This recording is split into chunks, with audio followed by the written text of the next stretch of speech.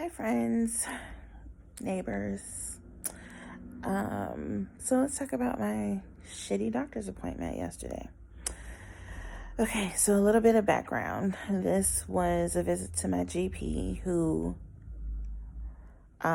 basically manages my medication, and then she does like blood work and makes sure, like, she monitors my kidney function through blood work and my blood pressure. So she makes me see her periodically in order to continue to get pain medication. But normally she will, like I said, do blood work and the whole 9 yards. So, I go out to Lakeview, which is like on the opposite side of the city from where I live. So maybe like 30 miles. No, maybe 20 miles. But I go over there and I'm already irritated because I've been in a lot of pain this week with the snow and the rain and whatever, and the cold. So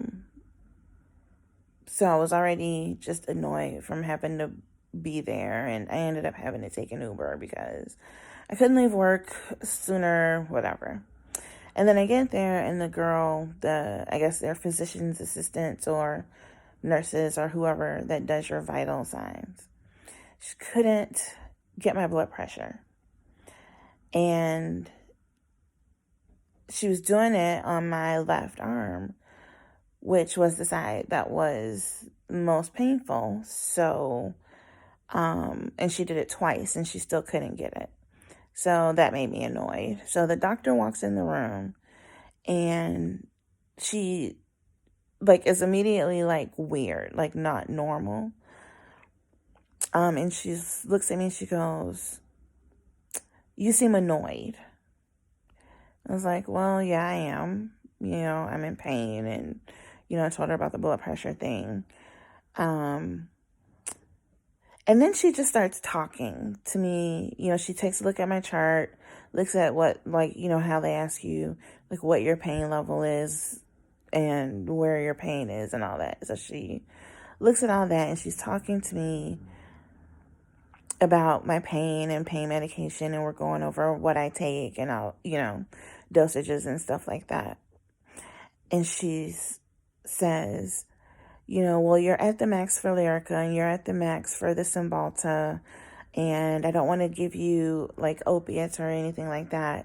But she's saying it as if I had complained about my medication or anything like that.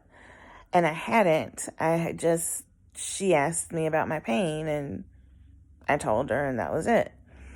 But she was talking to me as if I had accused her of not doing enough to help me, which wasn't the case. But so she's talking and, she's going on and about how, fibromyalgia is really a complicated issue, and, I'm maxed out on the medication that I'm on, and, she doesn't want to give me narco because she doesn't want me to get addicted to opiates. And I'm like, okay. And I said, "That's fine. I'm just here because your nurse called and said that you wanted to see me before you could give me more refills." "Well, yeah, I want to check your blood pressure, blah, blah." Okay. It was a little high, but fine. And then she starts talking to me about my hidradenitis. And I was saying, because the last time I saw her, she had said she would, if I wanted her to, she could recommend a dermatologist. So when we're talking about it, I said, "Well, I need to get a referral for a dermatologist." God, my eyes are so red. I said I need to get a referral for a dermatologist because even though the surgery on the one on my neck seems to have been successful, they're kind of popping up in other places. And she's like, oh, you want to see the surgeon? I'm like, well, no. I mean, I can see the surgeon, but um, I know that dermatologists normally treat HS, and so I don't want to just keep having surgery and having like things cut out of me if there's something else that can be done. And she was like, well, yeah, but you should see the surgeon. And I was like, okay, whatever. And the whole time, like anytime I'm trying to talk, like while I'm trying to talk to her, she's talking over me. Like trying to anticipate what I'm going to say, but not anticipating correctly at all. So now I'm getting even more frustrated because I'm trying to like talk to her. I was having cognitive issues, so I'm trying to talk to her while dealing with my cognitive issues and the pain that I was in. And she wasn't really listening to me. So, we're wrapping up the appointment. Now I'm just really frustrated. I'm annoyed because she's not doing any labs or any, urinalysis or anything like that. She only wanted me to come there to check my blood pressure. So as we're wrapping up the appointment, I said to her, this is the end of this year will be when the 5th year for my IUD is up. I have a Mirena. And when I got it, the conversation was, well, they're good for 5 years. And when year 5 hits, then you'll be in menopause and then you won't need anything anyway. And so what I wanted to ask her was, because of the IUD, I don't have periods. So I have no way of knowing if I'm not having periods because I have a Mirena, or if I'm not having periods because I'm going through menopause. But when I said to her that this was going to be the end of my 5th year, she goes, well, they're good for 7 years now. And I was like, what? And she's like, yeah, it's good for 7 years. So you're good for like 2 more years. And I'm like, have this confused look on my face. And she's like, so I said, I don't understand. When I got it, I was told it would be good for 5 years. Oh, well, they've done studies. But the whole time that we're talking about this, she's like wrapping up the blood pressure cuff and she's like putting things away, like wrapping up the appointment. And she opens the door. So I'm like, well, wait, because I'm still stuck on the Mirena is good for 7 years thing. And I'm like, that doesn't make sense to me. Like, I don't understand. And she goes, well, there have been studies. She says it again. I'm like, okay, I understood the words. I don't understand how, I'm not understanding how this is working. And I said, because what I'm not going to do is be 50 years old and pregnant. So, yeah. So I need to figure this out. And she goes, well, they're good for 7 years, but I mean, if you want to get it removed and get another one put in, I guess it's up to you. And she kind of like chuckles. And it was like, hold on first. And so then I was like, okay, I'm done. I'm done with this conversation. I'm not discussing this with you. And she's like, oh, well, there've been studies. I was like, you know what? So now she's trying to talk to me about these studies and explain to me about how the Mirena is good for 7 years now. And I'm like, I don't even want to hear it. Like, I'm done with this conversation. I'm leaving. I don't want to hear anything else you have to say. I'm done with it. So I get my coat, I get my bag, and as I'm doing that, she closes the door. Because now remember, the door has been open for like most of this IUD conversation. So she closes the door and she's standing between me and the door. And she's like, so I was like, yeah, no, I'm done. I don't want to hear about the studies. I'm done with this conversation. I'm ready to leave. And she was like, well, no, let me explain. I was like, no. I gave you an opportunity to explain by asking what I felt like was a logical question. And instead of answering my question, you wanted to talk down to me like I'm some kind of idiot or something.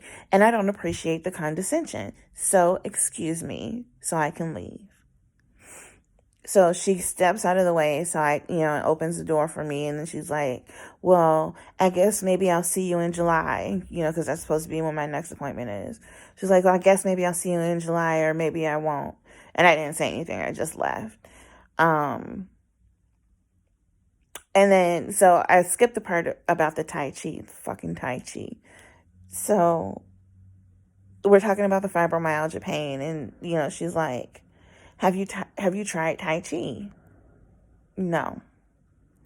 Well, I think you should try it because, there have been studies that said that it helps rewire your brain to deal with pain. So I asked her, what was it about Tai Chi that made it different from doing yoga or meditating? And I forgot what she said.